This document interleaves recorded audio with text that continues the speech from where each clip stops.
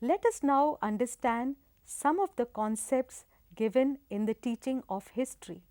You must have come across concepts like unity in diversity, cultural heritage, architecture, art, and many more.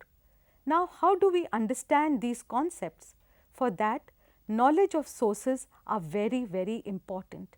You must have read in your textbooks as well as you must have gone on a field visit. Resources are many.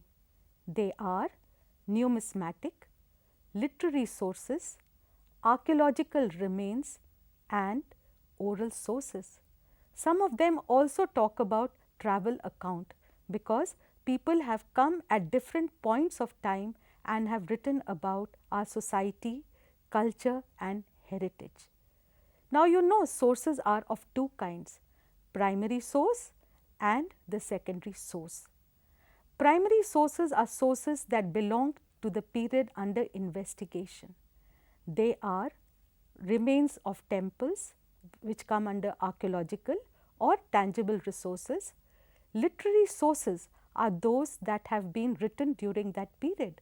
You must have read about many literary sources and come to know about what the society was during that period of time. Then you have travel accounts. Travel accounts are also written and they tell us about trade, society, they talk about different cultural features and many more. Then you have the oral resources.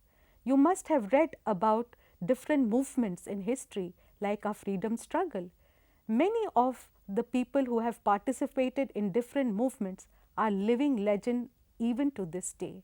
For example, the Quit India movement, and many of the survivors have talked about their experiences.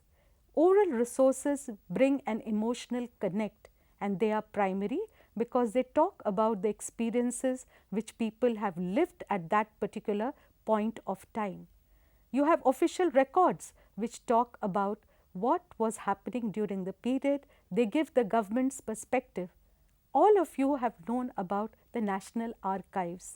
They document several of the written sources in terms of files. Now, many of us and you too have written a lot about the period that you are experiencing and wanting to write about.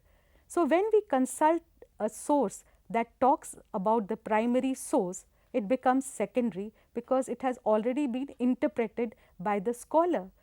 Therefore, it is called secondary. A judicious mix of primary as well as secondary sources will help you to get a holistic picture of that period.